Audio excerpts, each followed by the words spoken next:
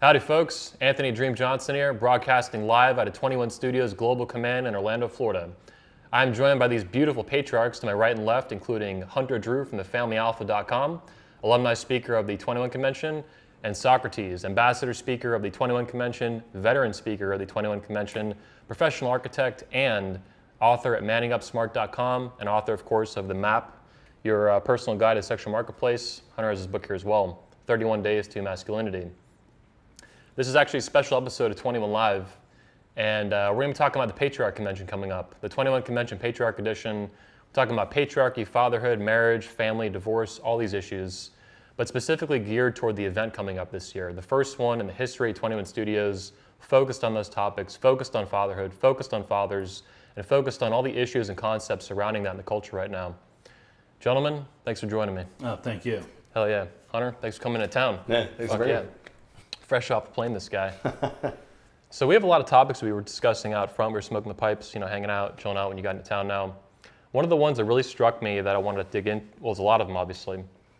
One of them is the fact that we're even doing a convention, an entire conference, an entire live 3-day event on these topics, on fatherhood, on patriarchy, on masculinity, on male leadership, from the perspective and the red pill applied to fathers and fatherhood and family.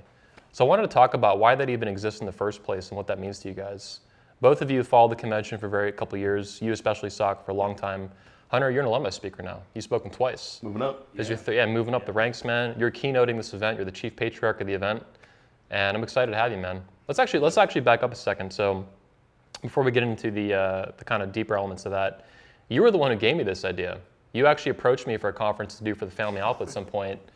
And a couple months later, it kind of hit me like a ton of bricks. I was like, we need to do this ASAP. And Hunter wants to do it at some point, but it's probably not going to be this year. Like, we got to get this done.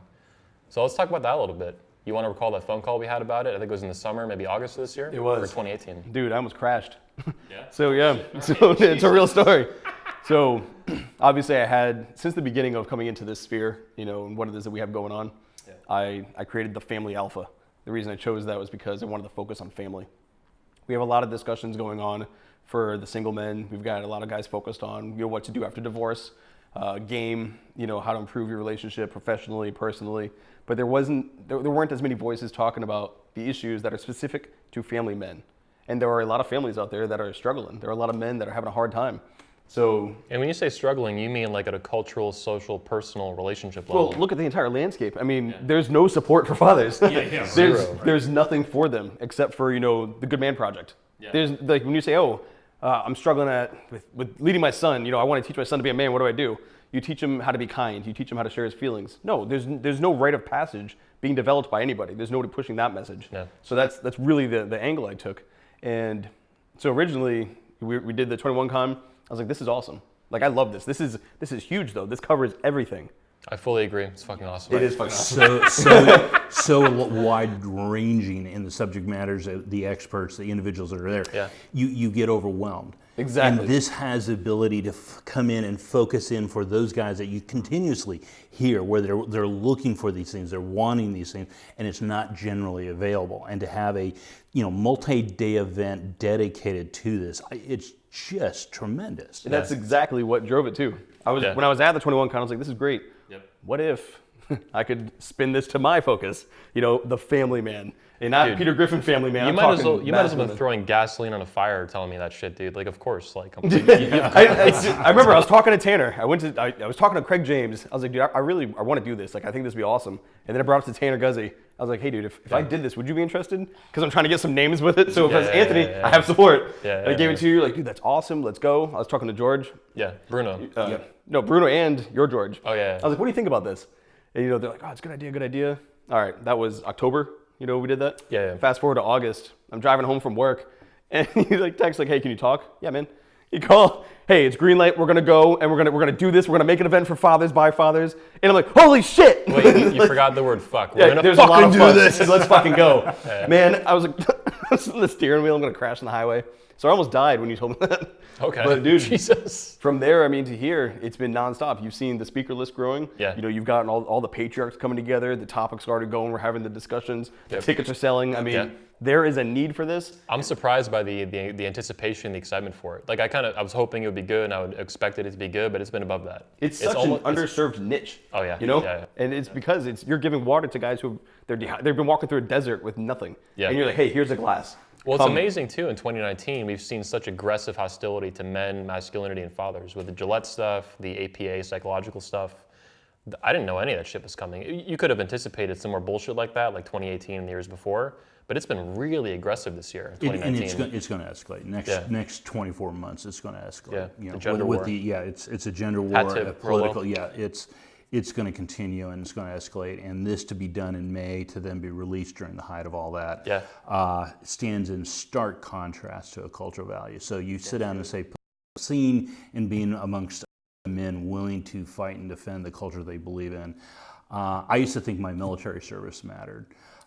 It's embarrassing in comparison to this, you know, Holy to sit down. shit. Yeah, and I'm being dead serious. That's not. I mean, and I say that having never been deployed and been a peacetime soldier. I was very, very fortunate in that regard. But I thought that was going to be the highlight of my public and social service. And you know, you sit down and say you take a oath of, you know, not necessarily of office, but of being a soldier, of being, you know, I'm a U.S. soldier. I'll defend the Constitution from foreign and domestic.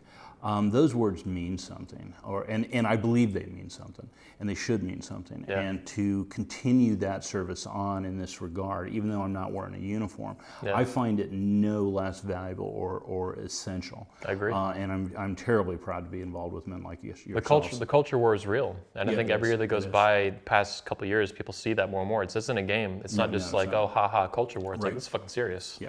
Yeah. Dude. Fuck yeah. When you see the blatant disregard they give to family men, I mean, they will just say it. And I think when you're talking about Gillette and you're talking about the APA, it's kind of like they're like, we're not even going to hide it anymore. Yeah. We're just directly going all in on this, and that's why there has to be a pushback. I would say it's not even just blatant. It's like an aggressive disregard. Yeah. They are actively trying to get fathers out of the home, out of the family, make you irrelevant, make you a clown, or whatever buffoon they want to make. And they've been talking about it since the 60s. You know, and then the first way you do it is demean it by making it a punchline. You know, with all the sitcoms where father, you know, the joke, Romano, is the joke, or, you know, buffoon. the fool and the buffoon and everything else. You demoralize, you demean, you make fun of, you mock. But now, to do it, you have to dehumanize if you're actually going to make men tax cattle, if you're going to make them subservient to the feminine imperative and provide, because somebody's going to have to provide for all this. But they need to make sure that you're enslaved to it. And the way you do that is you have to dehumanize the individual, and in this particular case, fathers. You know, men and fathers. So you'll see it in both accounts, but particularly it'll go to fathers and men specifically. And you know, I know recently I've seen social media accounts where all men are toxic. You know, all masculinity is toxic. It's no longer even like, you know, you're out of your mind. No, this is open public service. Existing. And this was a governmental ad being released. Damn. It was a paid for governmental. I think it was in late 2017 the narrative started to shift. It went to the Las Vegas shooting. It went from like toxic masculinity, basically they would compartmentalize and focus on certain things in masculinity. Then it became masculinity itself is toxic. And that was the turning point of that, like late 2017, for whatever fucking reason. The shooting, Trump, politics, culture, whatever it. But yeah, it's fucking disgusting. I'm not even a father like you guys that I know of, right? Haha. I mean, that's what actually makes this even more impressive, is that not only are you single, you're very single. I'm very I mean, I mean, there's just, I mean, like bachelor royale. Involuntary single, and there's the this is the path. And being a family guy and being close to you and living in proximity, you know, I live vicariously through your actions now, having been on that road for a while. But you kind of look back in fondness, but you look at it and go, for somebody to have that insight and to be able to sit down and say, hey, look, I'm doing this when it's not affecting you now. You're prepping the field so that when you go into this, it's in a much better position. I'm terribly thankful for it. I'm horrified. Yeah, thank you. And I appreciate that. I'm also I'm not a bystander per se, but I'm auxiliary. I see you guys, you're in a parallel kind of fatherhood and patriarchy and building a family. You guys are in parallel situations or, you know, similar situations, and it just sucks. You guys are allies on a personal and professional level for me and friends. But to see fathers get shit on, whether or not I know, I mean, you guys I know in this instance, but even fathers I don't know, it's fucking disgusting. Because I hope to be a father someday. I'm excited to be a patriarch someday. Looking forward to it. Fuck yeah. But in the meantime, it's like, holy fuck, like that's what's waiting for me? This fucking shit show of cultural trash thrown at my face? Fuck you. Like, I want to change that. I want my country to succeed. I want it to survive. I want families to survive, including for guys, some guys are not going to go that path. Some guys are going to be Chad for life. That's fun. I have less than no problem with that. You want to do that? Fucking own it. Do it. In the meantime, a lot of men, maybe most men, are going to go the family route at some point. If not in their 20s and their 30s or 40s or something like that. In your case, almost your 50s, right? Yeah, I was 50. Yeah. But yeah, it's horrifying to me. Yeah, because I was that afraid. I avoided the situation to do no harm, to protect myself. Yep. And I was at a crossroads of do I go down this path or don't I? Yeah. And Nature won. Yeah, it really was. But it was an evolution. And the 21 Convention, in many ways, going through and speaking, helped me kind of look at the ideas, develop those ideas, promote that stuff. Yeah. And I was always relationship centric, and that's one thing, but that's not the same thing as fatherhood. That's right. And even though my later talks, I'm slipping that stuff in, I felt that I could only slip it in. Yeah. And invariably, the conversations in the hallway were extensively about fatherhood, about being fathers, about being men. What does that mean? Yep. And they go, can you give a speech about fatherhood? And I didn't think I actually could. You can now. Yeah, you can now. Proven. Yeah, boom. You're just like, not only can you, we're going to have multi-day events with just a multitude of different father ranges. It's not like, you're young with a typical nuclear family. I've got a blended family myself. It used to be typical. This is becoming rare. Right, yeah. This is like and going so up, it's not, you're not just going to get a stereotypical view of fatherhood or patriarchy. You're seeing it from fathers that are coming from a multitude of different backgrounds and still trying to accomplish the same goals. I find I'm actually looking forward to attending. Yeah. Not just speaking. I got to say, as the founder, I've made it a priority to speak about events every single year, to walk my talk, to get on that stage, just like you guys, and give a speech. And in a way, I'm excited that this is the first event where I'm not going to be speaking, giving a content speech. I do have something planned for the end, like I told you about, top secret, but it's not content. I don't know about fatherhood firsthand, so I'm not going to speak on it. I have ideas on it. I listen to you guys. I'm listening in closely. I'm judging those ideas based on my other knowledge in other areas of life and masculinity. And that's fine. I could do that. Anyone could do that. But I'm not stupid enough to speak on fatherhood not being a father.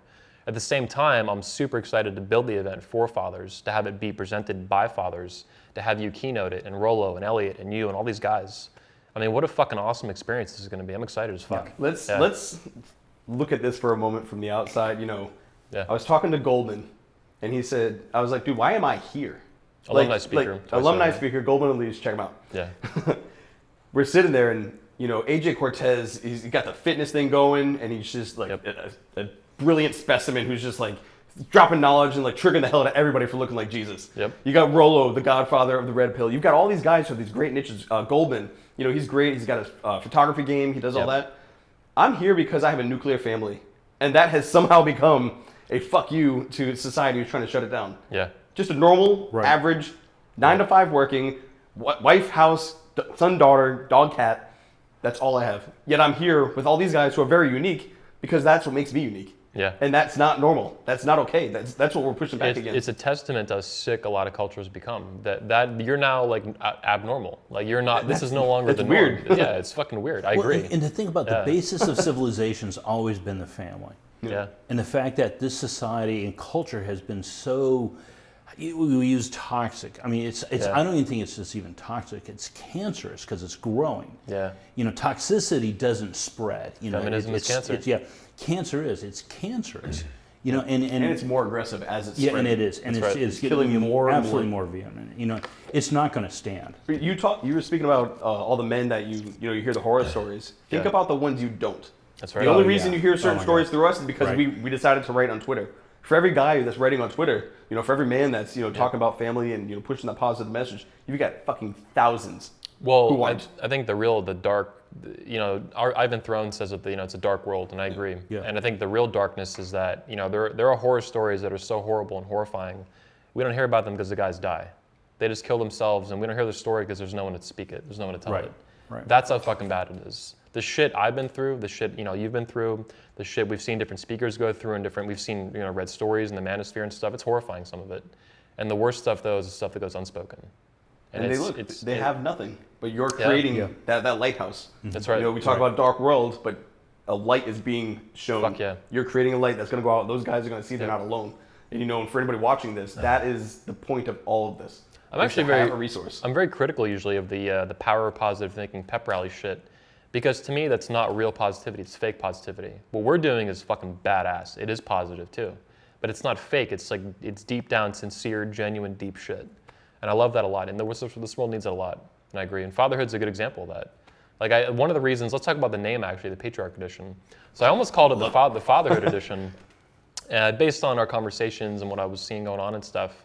But then I came across the term, of course, obviously patriarchy is a demonized word right now, but the more I thought about it and kind of chewed on it, I was like, fuck yeah, this is an amazing term. First of all, for me, as the founder of the company and building the event, I see it as a more comprehensive term than fatherhood. Fatherhood is fatherhood. Badass, awesome. But that doesn't necessarily have to do with marriage. You can be a father who's unmarried. That doesn't necessarily have to do with divorce, or hopefully not, right? And it has to do with parenting, obviously, as a father, but it's like, it feels overly specific. And then I thought about patriarchy. Masculine leadership, head of family, head of the household, like leading a family, building a family. I was like, fuck yeah. That to me encompasses everything. In many cases, and it's probably I'll even talk to at the speech, may even extend cross-generational. Oh yeah? 100%. We're no longer going to talk about Rolo's, family, but speaking a multi-generational element that, we don't have that. We don't have grandfathers involved with sons who are fathers who are involved with their grandsons. That's what you've done for me. I mean, you're 20, 21 years older than me or something like that? Yeah. Oh, knock on wood, 21, right? Yep. But I had an uncle growing up I got to know a little bit. Both of my grandfathers, one of them died. One of them, he died later when I was older in high school. But I never had a close relationship with any of them, to be honest. So being around you, someone 20 years older than me, that has provided a lot of mentorship for me, multi-generational. You're Gen X, I'm millennial. But you provided a lot of that, and I've then spread it out to the world across 35 million people.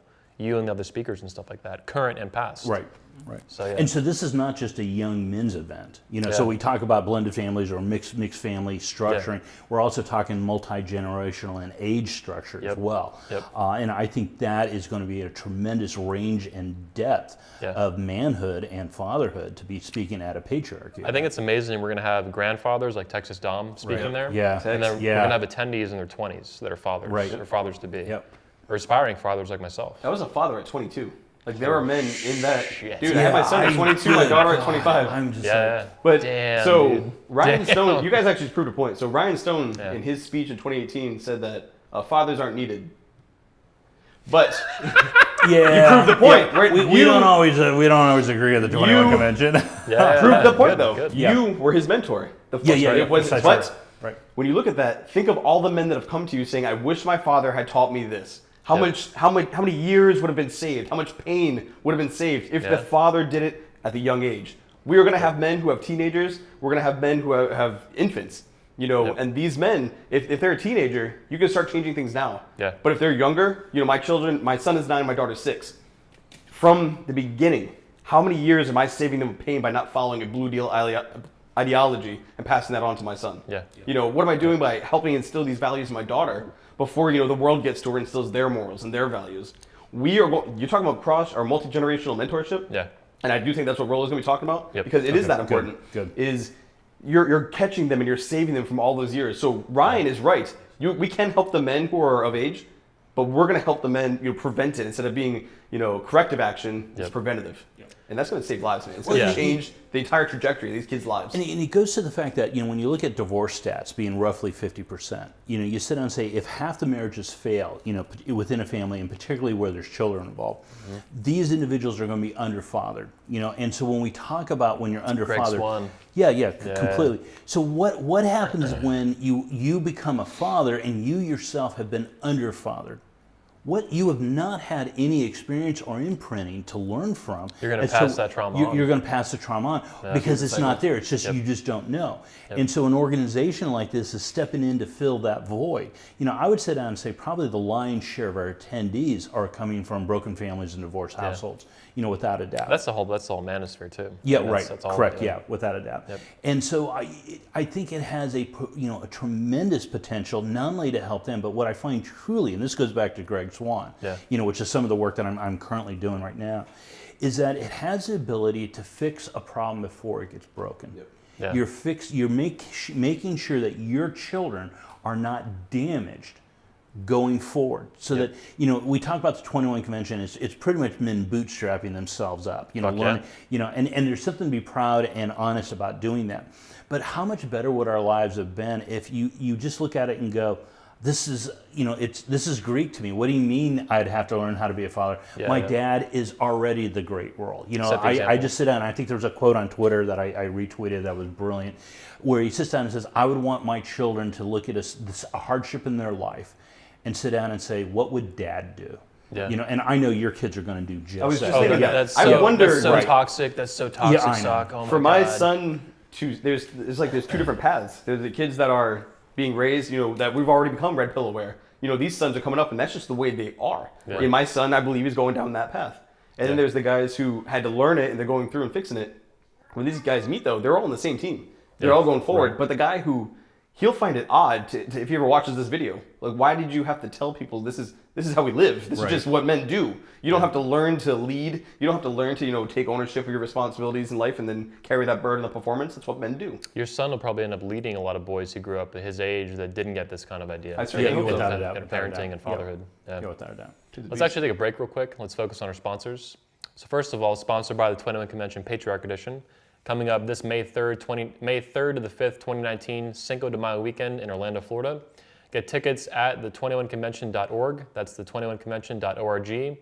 Or if you really want to go gung-ho, the21convention.org/patriarch. In all cases, you can always go to Google and type Patriarch Edition 21 Convention. You'll find it right away. Link is in the video description. Get tickets. Price will go up soon, always. Also, we are sponsored here at 21 Studios by the fantastic tactical soap, Pheromone Infused Soap for Men. The owner is a complete badass. He actually walks his talk and showed up at the 21 Convention 2018. He met myself, George Bruno, Hunter, Sock, all these guys. This guy is red-pilled as fuck. He supports men. And he's a company building, grooming products for men, soap products, and beard oil soon as well. He actually likes what we do. He loves what we do, and he supports it. And he was there for the whole couple days engaging, with us and the speakers and everybody. So if you want to get it, go to the link below in the video description, get that, and use coupon code 21C for 10% off. It is super badass, and it will increase your chances with ladies by about 1,000,000% and make your dick huge instantly. And it's a damn good cleaning soap. And actually, Nice plug. And actually, Go with the Donovan route on it. What I would also like to do too is I would like to see a study kind of done. Okay, get your T levels checked. And then use tactical soap for 30 days. If you want to bathe, if you want to bathe in the awesomeness of an alpha male, use this soap. I think there's probably going to be something to it. A lot of people talk about you can increase your testosterone by eating more red meat. You can do everything else. How about acting, looking, smelling, and behaving like a man unapologetically honestly, with a product such as this? I think most men buy it and they don't give a shit about the pheromones. But honestly, I think it works about on the level cologne would. Right. Like if you don't smell like shit without a doubt, and you without a smell doubt. good, Right. Yep. it's going to help you by 2%. Yep. That's basically what it does. Yep. But most men buy it because they want to support 21 Studios and a man who supports the manosphere and what we do. And you should buy it, honestly. It's fucking badass. I have 200 bars myself upstairs. Just 100 now, it's 100 or something like that. It's ridiculous. So they're coming out with the beard oil? Yeah. But I wanted to let you know, I've been using this on my beard, and the way they make it, I think the oils that they use, it doesn't dry it out like normal Dove soap or body wash does. It's legit. Well, I saw a box of this in the house, and I'm like, I could so take that right now. Mrs. Hunter Drew is a big fan over here. Yeah. Let's get back on the show. But Tactical Soap, link below, and tickets to the 21 Convention Patriarch Edition, and link below. Much appreciated. Get your ass out there. Walk your talk. Let's talk about, this company, I started my organization, 21 Studios, and the 21 Convention, it actually had a different name. It was called the Under 21 Convention. Sock was there for it in the beginning. He was kind of watching from the sidelines. I was seeing and to my shame, and I know I've said this every time. To my shame, I stepped aside. I just, Anthony had this reputation of, I'm lead, follow, get the fuck out of the way. I'm moving forward, and you don't get in front of Anthony when he's got his mind set. You can run parallel, but don't get in his way. And this was one in which there were a number of things going on in my life and everything else, but it was also going to under 21 and being a guy who was, in his 40s at that point. So I pulled aside. I know a lot of the guys were not under 21 that went to that. So even from the beginning, maybe half of them were under 21, not even. Right. Yeah. Yeah. So to sit down and do that, I just that still boggles my mind. Well, that was 2006, 2007, getting it prepped and pulling it off. And now, as the founder, I'm the only person in the world who's been to all the events. Right. Unfortunately, no one else has attended every single convention, 15 of them as of 2019. But to now see it, as the builder and the organizer and the CEO, I'm now building a convention for fathers, like both of you literally, as speakers. Then the attendees and the millions of fans that will see it on the internet after that. To see it go from an under 21 event, like when I was 17 years old, putting it together, putting the idea on the internet, just like in the manosphere at the time, and then seeing it now be about fatherhood, it's like, holy shit. It's like a coming of age moment. We've done 3 under 21 conventions, and I tend to do more. I want to become a billionaire by my 40s, and if I can do that, I want to rebuild the Boy Scouts, like something new like that. In the meantime, I plan to do under 21 conventions for young men when we can do them. But before that, we'll do more of those. We're doing this event for fathers. And to see that gap, not that gap, but that transition and that evolution over time, it's really surreal. I'm like, holy shit. I started this when I was 17 years old. It just keeps going. Right. Yeah. Yeah. I just, holy fuck. If you would have told me that at 17, 18 years old, I'd have been like, what? That would have been 16 steps beyond what I was thinking at the time. So I'm really happy to have you guys out and help me build it. But I was wondering if you guys have any commentary on that kind of arc. Holy shit. To go from 18-year-old kids putting this on, putting it together, to an entire convention with fathers, grandfathers, psychologists, huge speakers like Rollo and Elliot, everybody. Yeah. It's like, what in the fuck happened? Well, and Never mind the country and the culture. And not only that, it wasn't just the under 21, it was predominantly pickup at the time. That's right. So it was about going out, chasing ass, having a good time, grab assing and, all that sort of stuff. And don't get me wrong, there's something too about learning game. And I don't even talk about grab assing as a literal, as a euphemism, but to sit down and teach guys game is something that is relevant, and sex sells. Okay, it's actually an even better way to put it, because it wasn't just pickup; it was like self-improvement. But then even the pickup stuff, it was like game. Like, how do you understand women and to talk to women, have success with women, get a phone number, get a makeout, get the date, get the lay. If you want, start a relationship or a fuck buddy thing or whatever you want to do. So for me, it was always fundamentals focused. And I didn't think that you had a guy there talking about cleaning up his own goddamn room before Peterson said, make your bed. Oh yeah. Yeah. I think it was Greg. Talking about cleaning your house and make it presentable, because nobody wants to actually, bed down with a slob unless it's a one-time off. And a lot of the guys would do that intentionally. Yeah. But you had this kind of a maturation process that went very quickly and much more broad range. You brought in philosophy, you brought in finance, nutrition, health, exercise, all these other things. And then I want to say probably the third or fourth one around, my first one, where I was the relationship guy being brought in at a time period in which pickup did not want to look at relationships. And you were number 7, actually. Really? That far? Yeah, that was the 7th convention. Yeah. Damn. Yeah, man, I'm on fire, fucking rolling. Yeah, man. you like you get 3 in a year, so that was crazy. That was the next year, 2012. Yeah, I know. I couldn't believe that. We're doing 3 this year. Here we go. Yeah, stepping the fuck up. Yep. And let's talk about that too for a minute. If you're doing a patriarchy event in a time period in which society and culture is fighting against it, how stupid of a business model is that? It's a genius business model. Well, it is. It is. It is. I actually wrote that down. Yeah, no, it is. But the other thing is, I also look at the standpoint, knowing the pickup background, is that the pickup industry's really fallen down in a lot of ways. It's collapsed. It's completely collapsed. And somebody who already knows that background can go in there, fill that void, sex sells, but you're doing something far more challenging and meaning. That's right. This is not about profiteering. This is not about making a quick buck. This is not about... So most people don't actually understand this, and I'll just go ahead and say this on camera. I've never paid myself in the history of the company to do an event. Ever. I've done 15 conventions literally for free.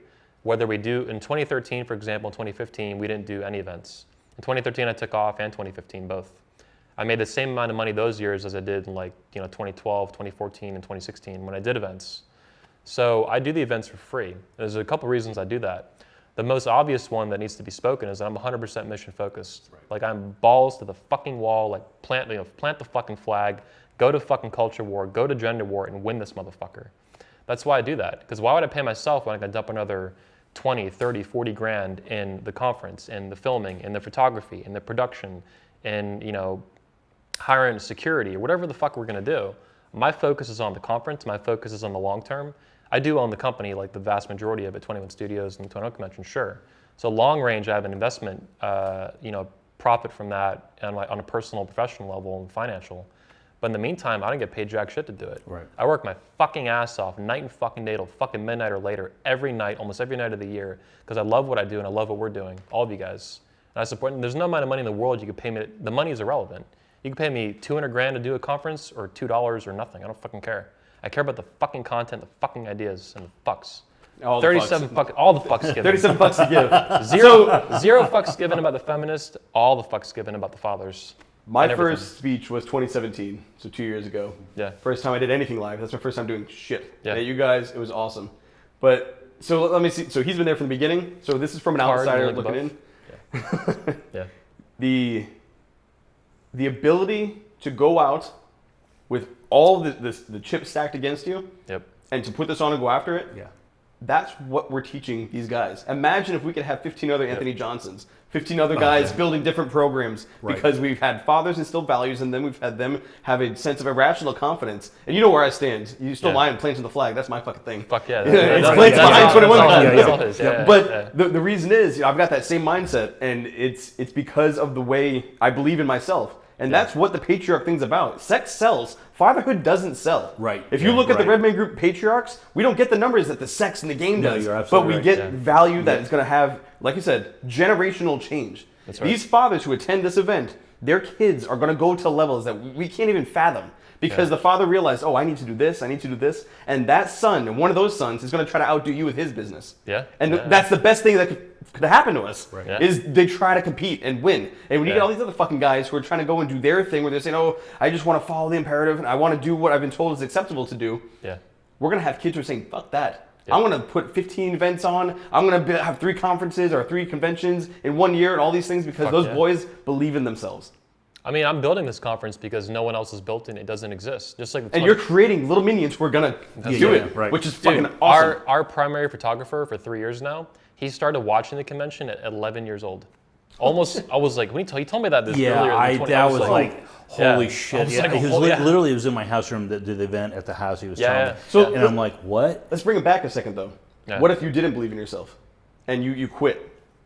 How many thousands of men, millions of men, would not have gotten the words they needed, have killed themselves, have lived a dead life where they died before they entered the ground because you quit? That's why I'm really happy the guys like you and Rollo. I know you, for example, you thought about canceling your blog and stuff in 2017 after you spoke. How many guys would be dead because of that, in the following 12, 24, 36, 48 months?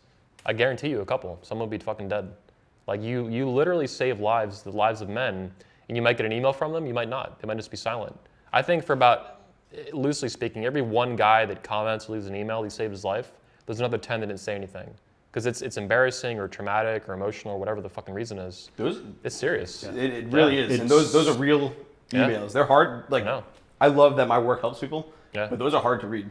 And I think that's why I'm like, I want to do more. I want to go further. I want to go as much as I possibly can. And it's the same mindset you have with doing that. What if we stopped? And that's the beauty of the patriarch thing. Fuck yeah. Not just the convention. When I say the thing, I mean like just the whole Red Man Group Patriarchs. Patriarch Convention. The whole we've got so much. It's a thing now. It's trap. like its own beast that's growing, which is fucking awesome.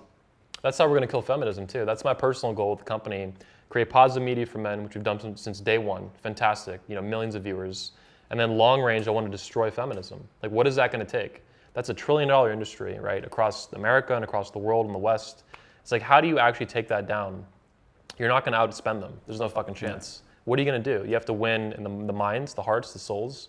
You have to outproduce content that's of better quality. You have to win with humor. You have to win with intelligence, rationality. You have to, like I said in my speech in 2017, my keynote, The Future is Masculine, you have to drown them in media and content and ideas, and you have to fucking win, whatever it fucking takes. And what I needed to win is you guys. I need speakers.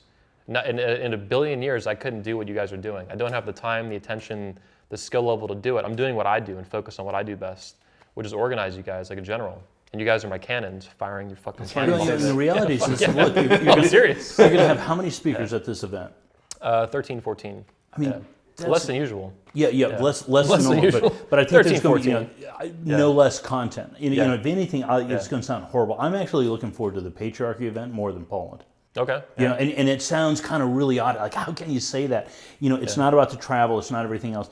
I think we have the ability to change the American culture here and now with this event. Yep. And if you really get to it, I'm actually looking more forward to that one than I am even the Orlando event. And I hate to say it too, is that I think that the Patriarchy event is going to influence my Orlando talk without a doubt. Challenge accepted. I'll raise your expectations. Don't worry. No, there's no doubt. There's no 100%. We're going to have a fabulous time. I'm looking forward to all three. Yeah, fuck you know, but you just look at it and go, there's so much being driven by this. It's special. I agree. Yeah. And I didn't anticipate that. When I put it together, it was kind of like, it was more like not a special thing. It was like a focus thing. Like, let's focus on fatherhood. Let's focus on patriarchy. Let's focus on the red pill applied to family formation and marriage and that kind of long-term relationship, which I think you've done fantastic with. You've done really good as well. Rolo's done good. Tanner, all these guys. Like, how do we organize that into a conference and a convention and speeches and ideas and conversations and workshops? Writing workshops to the event for the first time, and basically the first time in history for our company. So yeah, it's become very special though. I agree. No, I'm actually looking forward to that more than the talk. What's amazing is there's a quote, wars begin in the minds of men.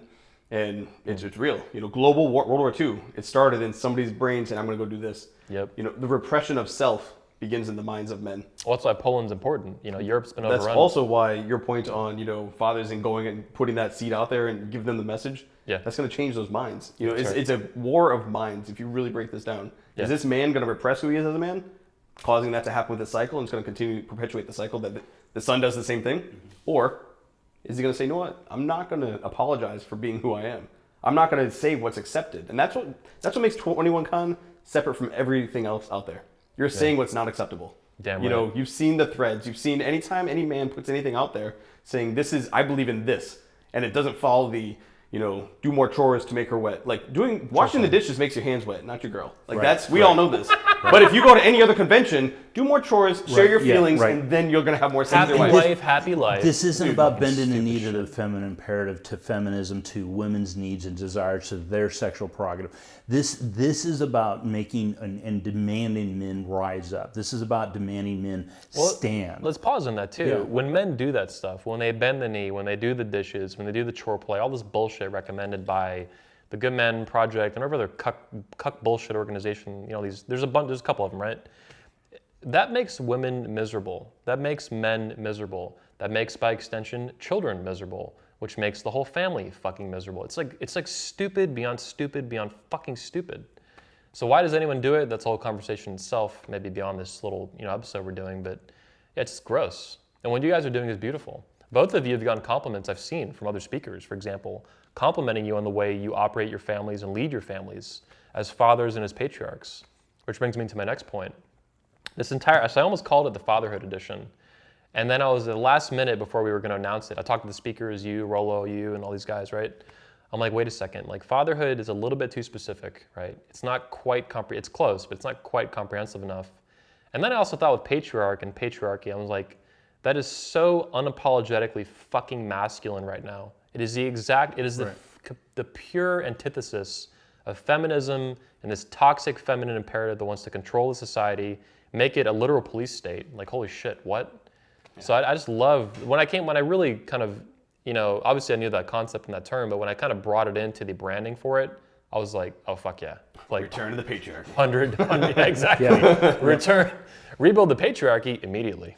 But when we talk about the term too, we also haven't talked about this. Yeah. It's aspirational. That's right. It's not just say, hey, fatherhood, this is where I'm at now. No, Yeah. Patriarchy is about an aspirational element that is more engrossing than the immediate element of I've had a child and I have a partner. Yeah. Or I'm a single father and I have a child. I'm going to lead. I'm going to be masculine. Yeah, that's right. No fucking I'm bullshit. going to guide. No apology. Whatever it takes. All the intersocial skills. The personal skills of social skills that are associated with reducing tension in relationship, of maintaining stability, the relationship management issues. Skills that children need to learn and understand from a father specifically. Right. Skills that the mother of your children, your wife or whatever, wants you to have. Deeply desires you to have that. she wouldn't be with you or would be miserable, both your cases if you guys didn't have those skills. It's like, it's so stupid that patriarchy's been demonized. Patriarchy in this positive, benevolent, rational sense is fucking fantastic. The fact that it's been demonized is gross.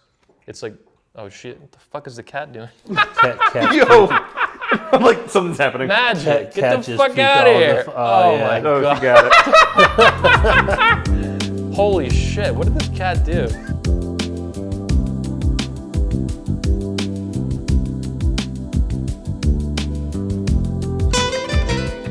All right, let's get back to patriarchy.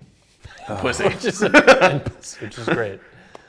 So let's talk about patriarchy in a conceptual, abstract sense for a moment. So why has patriarchy been demonized, and why is patriarchy should be, in terms of leading a healthy family, leading a happy family, should be pretty normal. And I think it was for a long time. So why has that been demonized, and why is it so outlandish to call an entire conference, the Patriarch edition of a particular conference that we're doing? What is the deal with that? Like, what the fuck has made women think that way and men? Well, it goes back to feminism, where they talk, and the essence of that was to destroy the nuclear family, demonize men, and they use Marxist terms for it explicitly, and so there was no misguiding that. And it's one thing to have a bunch of radicals kind of espousing that. It's now gotten to the point that they've been doing it for so long and it's been indoctrinated that they've been comfortable enough that it's now relatively gone mainstream. So you're starting to see the shift on it. They've opened the Overton window, basically. Yeah, yes, they have. Yeah, they've done a it's horrifying. But they shut that shit. Yeah, Like I said, man, they really it's as bad as it is. Yeah. It's one of those things where you have to appreciate, like, they did a great job. Yeah. They They went really after have. this, They and really they have. did Yeah. awesome. They've destroyed families. Yep. They've destroyed fathers. They're viewed as, you're just not. I don't want to say a walking paycheck. You just exist. Like, you don't have a say. There's no standard that has to be met. You're lucky to exist. Yeah, honestly. Count yourself grateful. I should be happy to give money to my family and just go away, and that should make me happy. Right. Yeah. It's impressive what they've done. Ultimately, it's not even I just agree. to your family. They actually want you to give money to the state that the right. state then redistributes. This is about servitude amongst a whole host of other things. I find it interesting, based on what you said, that going after the nuclear family, I agree. This book, Broken, by the way, The Rise of Radical Feminism, Rollo recommended this to me a while ago. Really good little book, very short, easy to read, powerful book. You can get it on Amazon and stuff like that. But I think what you're saying basically is that they want to kill the family. They did the most effective thing possible, just cut the head off the snake. Yeah, As they can see it, right? Just cut the head You off. have to. Yep. Which is just like fucked up in like 10 different ways. I mean, we've seen that play out for decades now. We've seen it play out in not only the personal level in the family itself, but on like TV, on movies, and pop culture and all this shit. I grew up in the 90s, as a millennial, watching this shit, whether it's like the Family Guy or the Simpsons or whatever else, Ray Romano and shit. And looking back on it, even then it was kind of like disconcerting, maybe is the word. Like, just kind of like almost cringeworthy, but you didn't quite know as a kid what you're looking at. You're like, what is this shit? It was kind of new, though. It's like, oh, that's kind of It funny. was- Yeah, but it, would yeah, make, yeah. it also makes Punchline. sense that you don't throw bricks at the individual at the lowest tier. You throw bricks at the higher one, you tease, you get attention, and so the patriarch or making fun of dad would make sense. And Cut the head off the family. And I don't think people realize the powerful effect the '60s had, the cultural revolution, Birth of how control, that's too. playing out. All of it. Absolutely all of it. So I think there were some benign elements to that. But then that picks up, and to go one better, you have to go one further. Well, benign, almost like reckless. Well, let's get free a lot of sex times, and if you're love poking fun at dad, there's an honest ribbing. Dad knows that you know it, but there's this level of respect. But what we've lost is it's done in the veneer of humor, Yeah, but it has none of the respect. that's right. And when that's gone, it's Well an said. attack. Well said. And so you're seeing that. Now there's no even guise of humor. There isn't even the guise of comedy. It's serious. Yeah, and it's they not mean it. hidden at all. And part of it is I fault my parents' generation for not standing up to it. Yeah. Is that this went unchecked. Yep. And you sit down and said the only thing stopping it from going was their own sense of limitation. And thank God they were limited thinkers. Well, I even look at the pickup community, not only the boomers that they fail, the boomers failed like in fucking 1,000 different ways, like severely. But I even look at the manosphere and the pickup community. Like, why is a fatherhood-focused event that's based as fuck and badass as fuck and red pill as fuck, why has it taken this long to build one? I'm doing it now as fast as I can, but like, why didn't, Mystery and Neil Strauss and Owen, these guys, they had in the 2000s, they had plenty of time and money to do this. But these are guys Zero that couldn't interest. maintain Zero. relationships, let alone right. families. That's right. So when you have guys that are sitting around saying, hey, I can't maintain relationships because I'm a fucked up dude and I have no desire of fixing myself, Jesus. okay, I will wash, rinse, and repair. And therefore you go to one-night stands, and only that. The quicker the delay, the better, because if you give them time to actually understand what the product and service that you're providing, they'll look at it and second guess the shit. Well, so actually, let me just brag here a little too. Not even humble brag, just straight brag. I treat pickup in my lays like the Olympics. For me, it's like a speed sport. So I go through phases of what I'm going to do, right? I've banged 3 girls now in under 10 minutes flat, from meet to fuck. And I'm proud of that. I'm like, yeah, I tried to compete with myself. And right? I know he's serious, because I've seen this shit firsthand. My sister has seen this shit. And he's not the only one. She'll be down here in the house, right? 21 Studios, and I'll bring these girls. Hey, what's up? And to give you an idea of what that transition was like within the pickup community, Mystery was talking about on the 3rd date. Yeah. Okay, 3 dates and then going for a leg. Lame. Yeah, and the pickup industry was getting it going immediately, literally going down. How can you compress that time? Yeah. And guys are going out field testing this shit, literally putting it in action. That's right. And you're a product of that. Thank you. And what my main point with this too is that I do that currently. I've done that for a long time throughout my 20s and even now at 30. But I have a deep respect, I think, all across the board for the manosphere and what different guys do. You're the family guy. You're literally the family alpha is your brand. I also have massive respect for a guy like Cobra Tate and Christian McQueen and Goldman. Yep. I asked Goldman how many girls he's banged at the 21Con 2018 a few months ago in Orlando, and he said about 500. I think he's dead ass serious. No doubt. I met him. Yeah. I only know one guy who's banged more girls than that. One of the old speakers, my roommate, and that's fucking epic. That's like half 1,000. Like holy shit, dude. But I have respect for what everyone's doing, with the knowledge available to them and the time they have in their life before they die. We're all gonna fucking die someday. You know what's wild? Yeah. So you're talking about the 3 girls you banged within 10 minutes. Yeah. Do you know how different of a strategy you have to have a great sex life with someone for over 10 years? Oh yeah. For sure. As enjoyable and as and I chains. hope to God we talk about that at this event. Oh, it needs to be discussed. And Texas Dom, it really does. Texas It really Dom. does. Tex is that guy. Well, let me awesome say that mentor. I understand what you're saying, and I agree. I also disagree in that to me it's all the same because what I'm looking at is fundamentals and reality. I agree with Yes, that. yes. So But see, you're going from the standpoint you're never going to stop gaming your girl, which most guys do, and that's a So colossal 100% behind fuck-up. that, yes. failure. Total fuck Same up. approach, but you've got to mix it up each time. You're different. You could be the same dude 3 times to 3 different girls. Right. The same tricks work. Yeah. That same trick doesn't work on the same girl. The only trick I play is being the dream.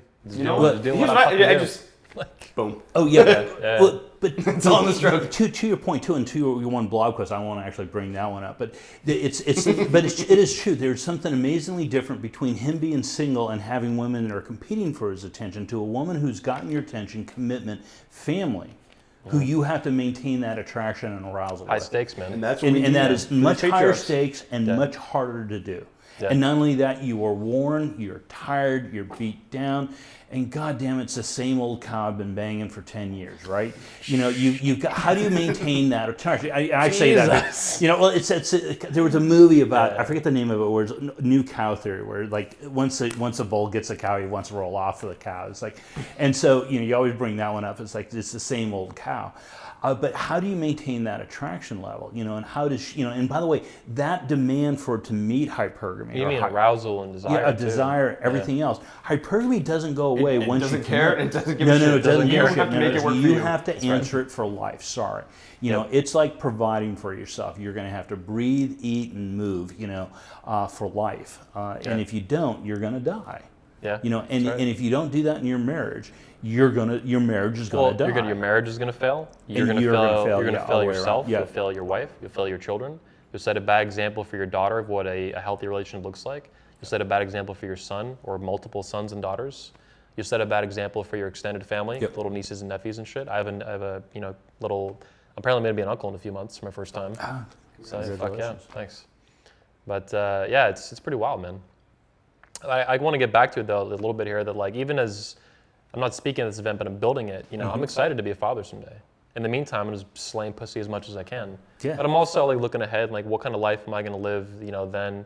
And also, I was telling Hunter outside, one of the things that drives me so hard is not just the mission itself of creating positive media, not just helping men, not just killing feminism, not just triggering feminists and having a shit ton of fun and laughing about it. It's also like, what kind of world are my children going to live in? Right. I don't know what their names are. I don't know who their mother's going to be. But I'm determined to do that at some point in my 30s or 40s, right? Be patient, do good with it. But I know that that's going to be, 3, 5, 10, 15 years from now. I'm building the world they're going to live in. The same way you guys are building the world your kids are going to live in, right. And my kids, whenever they come out, whenever they come in, right?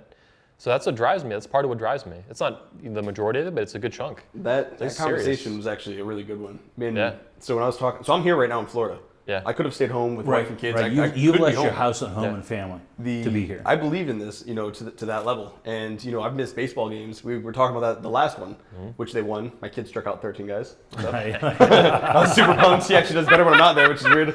Patriarchy for the win. Hell yeah. But when you believe in something, and that's something about the patriarchs as well, is these men are going to find their purpose in life. They might not create a blog. They might not create a YouTube channel. But we're going to let these guys know, like, you have to grab onto your passion and your purpose and go do what it is that you want to do in your life. And I want to be able to look my kids in the eyes and say, I tried. Like, I did the best I could do, to be the best dad, husband, leader, and to help other men. I don't just want them to, I don't want you to say that you tried to your kids. I want you to be able to say you fucking won. Because you made the choices. You made the choices and decisions and the teamwork and the consensus. That's what we're doing with 21Con. It's not... People have accused me of saying it's the Anthony Johnson convention. Bullshit. Like, I consult with you guys constantly. Whether it's if it was the convention Anthony Johnson convention, you'd be up on that stage more than you're on. That's right. That's right. But to me, it's beautiful what we're doing. No homo. It's like, it's fucking badass, and I love doing it. Let's actually pause real quick. We have to end in a little bit here, maybe 10 minutes or something like that. Let's talk about the red pill and fatherhood and patriarchy. So this isn't just like a good man project event. Let's be fathers and good dads and happy wife, happy life. Yeah, go fuck yourself. This is badass. To me, the red pill is truth. The red pill is truth, the way it's used in the manosphere, specific to intersexual dynamics, specific to female nature and the feminine imperative, the way women operate and the way men operate too. Let's talk about that and how serious that is. Because I think some people might see the Patriarch Convention like, oh, they're just trying to trigger feminists. No, go fuck yourself. This is serious. This is truth. I love there's a quote by Martin Luther that you talked about it too. And I think it's that peace if possible, truth at any cost. And I read that probably like maybe 2 months ago for the first time, that specific quote, and I was like, fuck yeah. And this convention, all the conventions, 21Con, speak to that to me, but especially this event. This is like peace if possible, great. But in the meantime, fatherhood is serious, family is serious, patriarchy is serious, masculinity is a serious topic. If we don't get this shit figured out, like where's this country going to be and the West going to be in 50 years? Yeah, and it's not just that. It's not just that you're planting a flag. You're planting a flag and assembling the men to come and to defend this sector. It is going to be a massive. It's not just a flag being planted. Like, I know when I gave my speech this year, Tanner actually came to me and says, "Hey, thank you for putting that flag there." Yeah. And I was like, "Damn, really?" And he was, it's just really nice to see you've consistently done that, and that meant something to me, But this is not just a individual planting a flag. This is multitudes of men planting a flag around that central core idea. And that is terribly, terribly important, and is vital for any healthy society. If we're going to change and survive and thrive, this needs to take place. That's right. When you look at these other guys too, where do the results come from? Who's doing the things that actually produce results? It's cool to go to the Good Man Project. They'll pat you on the back and say, "Attaboy, you showed up and that's great. Good on you." Or you go to 21Con and they say, "Hey, get your ass in gear. If you want things to be different, you've got to do better. Here's the real rules. You're playing chess by the rules of checkers. You're trying to jump pieces. You're an idiot. You're not following what the real world is saying." And that's what I love about 21Con. That's why the flag is planted behind it. Because I don't give a shit about what is popular, what society wants to hear. Here's the truth. Here's how marriages, maintain attraction. Here's how you be a better dad. Here's how many of you are fucking up as a father, which sucks to hear, but here's a solution. We're not just talking about problems, hugging each other, crying, and walking away. We're like, here's a fucking battle plan for you to go fix your life. Go forward and fix your fucking life. Don't just talk about it, go do something. The actionable advice is fucking incredible. It reminds me of a video I put out of Ryan Stone a few months ago to preview his speech that just came out. It was called "How to Bang Your Wife." I remember we were going to title "How to Fuck Your Wife." We're like, I don't think YouTube's going to let us get away with that. Let's do "How to Bang Your Wife." And I remember putting it out. It's like a 5-minute little clip of a speech. I was like, this is just beautiful. Like, who doesn't, what wife doesn't want to get like expert fucking by her husband, like just beautiful, everybody has a good time, there's just massive orgasms, just having a great fucking time. And just putting it out, and I was just like, this is my life. And it should be normal. How? Well, that should be the norm, but we're we live in a culture where it's not. We're correcting it. You're shifting that. Yeah. Fuck yeah. And if you want really obnoxious, when I was single and in the pickup, the number of, and because I'm a licensed architect, the professionalisms that I'm surrounded with, I was running across a lot of single women that were professional, a lot of feminists, whether it really died hard or not. I was into couch surfing, so I got involved with a lot more feminists in that regard, which is a whole nother story. Yeah. But it was interesting from the standpoint, if that's the pool that I was fishing from, that you sit down and say, as a conservative Republican male, and kind of having some of these ideas, you would sit down and say, this should be the antithesis. But it was amazing the number of women that you could ride hard, put away wet, that were absolutely satisfied, that would all of a sudden get up and go make you a sandwich and be happy to do so. And I didn't ask for it, and it was always one of those moments of joy of doing that. And I happen to like to cook, and the house is designed around doing that, so it was not hard to all of a sudden kind of segue into that lifestyle. And it was interesting to kind of seeing the life arc for these women, even though I'm no longer in their lives, of how that's kind of influenced, that they're doing those sort of things. That a couple of them are actually married now, and doing that, and they're like, I'm still feminist, but I make breakfast in the morning, or whatever. I can't wait to make them a sandwich. Yeah. But I was like, there were a couple of them, I can remember, like there were a couple of them where she's like just can't speak English. Obviously with this face and body, I've really got to work it, and by God I did. But I can remember telling her just like, sandwich, and they're getting pissed off and just like slap her in the ass and go make a sandwich, and allows you a refraction period to actually recover and then go back at it. And she knew it was a challenge, and it was one in which they naturally responded, because it's a biological response. It's not about it's nature, not about ideology. Nature always wins. Yeah, nature will win. That's what's so tragic about feminism. One of the things that's so fucking tragic and horrible about it is like, men and women do get along when they like go into their natures and they tap into that. The woman makes a sandwich. She's happy to make the sandwich to serve you. It's just stupid little thing. She makes a sandwich at the fucking kitchen table, right? But it makes her happy, that little like extra couple percent, and you're like, yeah, fuck yeah, I got a sandwich. It's so simple. I did my job, you did your job. It's not even serve. It's care. Yeah, it's care, and it's value added. And that's what's been so aggressively attacked by the feminists, and what they've spewed as propaganda to all these young women. They've taught them. I saw Rollo talking about it recently, that young women are taught that anything subservient to men, even the slightest hint, is like negative and bad and evil. And that's the opposite of reality. They love falling into that role for a man they respect and the man they value. And so them being taught that, it's disgusting and horrifying, and it makes them miserable. It makes men miserable. It makes everybody miserable. And to kind of overshare, I can remember laying back and having this gal just sit up and she's pissed, and I'm like, sandwich or lick my cock clean. and I go, if you're going to compete at a sexual level, lick it clean, but I really just want a sandwich. Let's have a sandwich and let's go take a shower. And I bet you right now, if you ask her about that, she remembers every word of what you said. And there was this visual response in which, I'll go make you a sandwich. But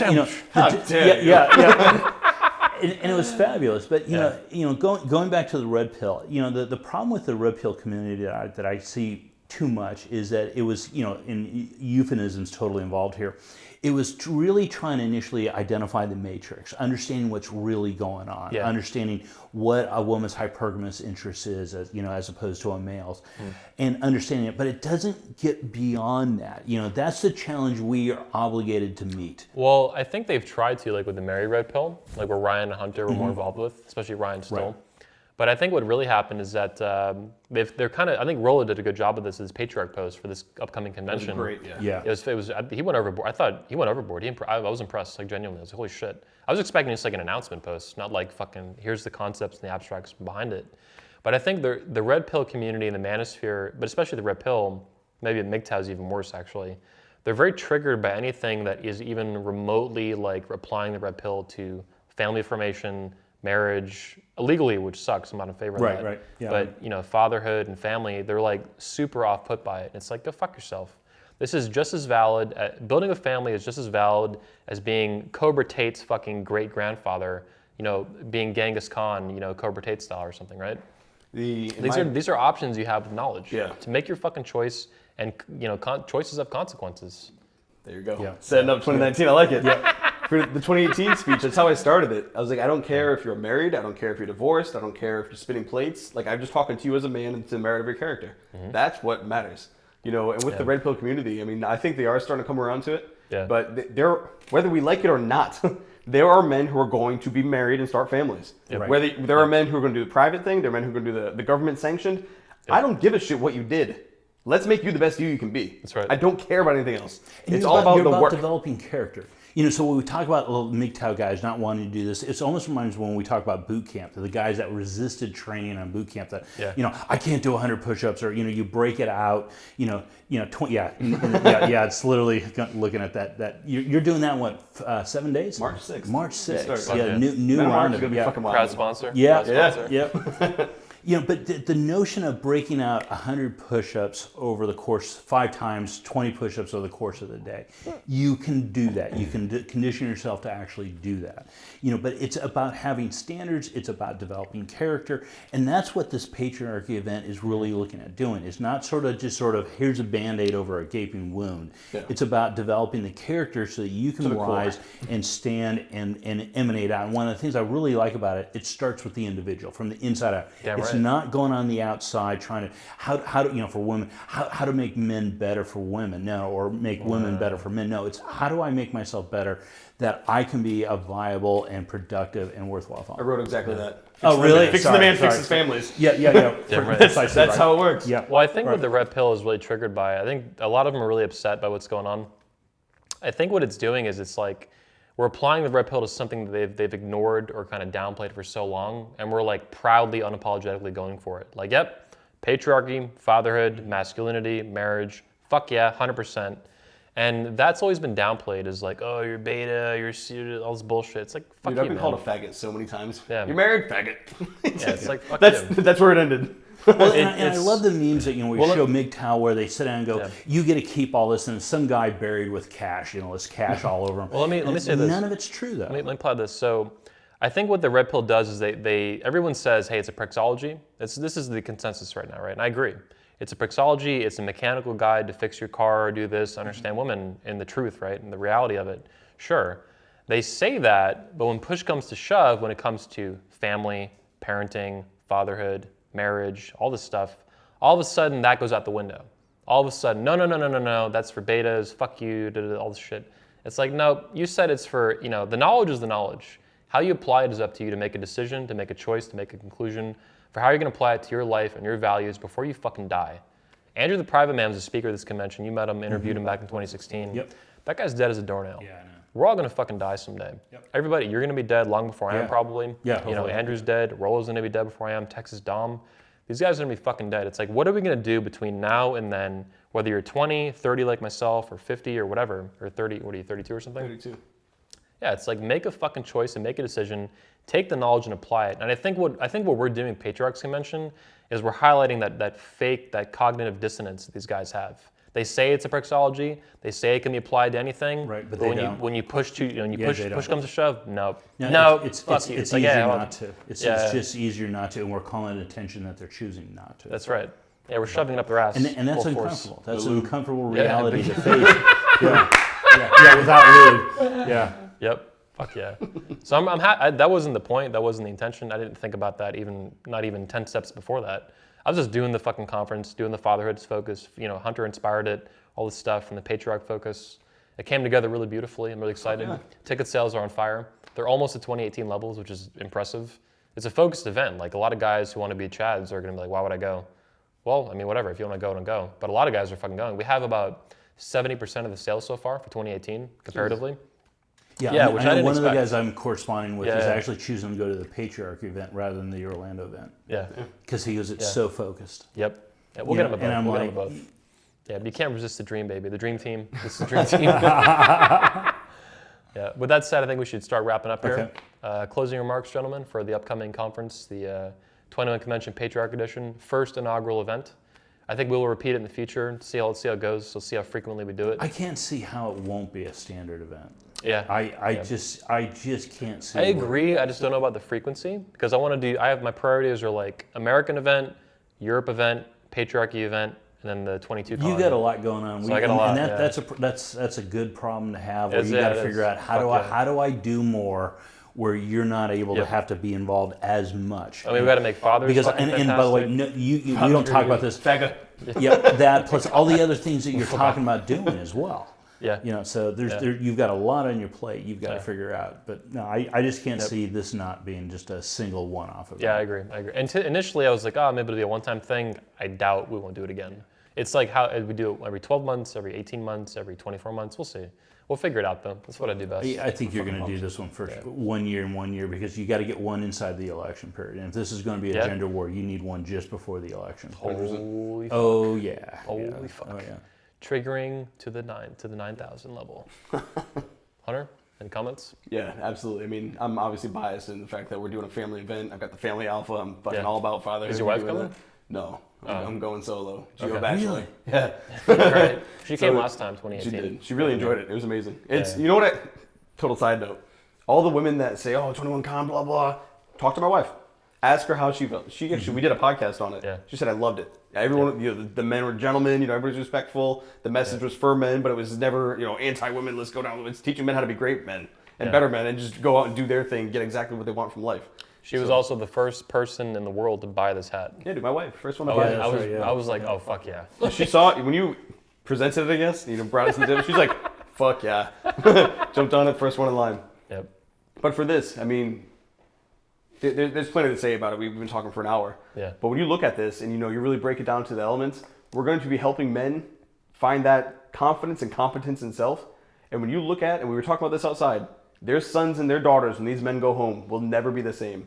They're going to have a father who is more involved, a father who understands his role, a father who's going to put presence into their lives that's going to send them to heights that he's never achieved. My son and daughter, I know, are going to be better. He's going to be a better man and a better, as a daughter, they're going to reach heights I don't even know exist because I'm giving them everything. And I hope that their children beat them because that is our job, is to make our children better than we are. A better product. Isn't that an amazing thing? You just don't hear society talking about that. A parent's obligation is to actually keep their children and to support them and have them rise. We live in the me generation. Yeah, Parents are like, it's not about me. Right. And I do my best to be my best. Right. But I give everything. I'd be a much better blogger, much better everything, if I chose to put this and myself ahead of my family. But I make sure the family's cared for as well as pursuing my mission. I mean, I'm here, obviously, so that's part of it. But you also give them that time. And these guys, we're going to see better children because of this. 100% because of this convention, there will be better children and you'll be a better father than you were before. That is guaranteed. I see what you're doing as you are doing a very good job of aligning your values in a hierarchy. You're making decisions, you're making choices, those choices have consequences, and you're like, fuck yeah, I'll take those consequences. Perfect. So, Not fuck afraid. yeah. I've been super happy having you on today, man. Appreciate Thanks. you coming down. Thank you. Looking forward to shooting a bunch of guns tomorrow. Fuck yeah. Oh yeah, it's Guns gonna and be awesome. patriarchy. Steaks Fuck at the house. Fuck Yeah, oh yeah. Sock, as always. Yep. Fuck Likewise. yeah. Gentlemen, thanks for joining us on this episode. Appreciate you guys checking it out. This is Hunter Drew from thefamilyalpha.com, Socrates from manningupsmart.com, both alumni speakers, proud and amazing alumni speakers of the 21 Convention. Check them out, meet them both, shake their hands face to face at the 21 Convention Patriarch Edition this spring in Orlando, Florida, May 3rd to the 5th. Get tickets on the link below underneath the video. Also, you can type the21convention.org/patriarch. Also meet them later this year at the fall at the 21 Convention 2019 World Event, main event of the year, biggest 21Con in fucking history. Thanks guys, I'll see you soon. Look forward to shaking your hand at 21Con. Peace.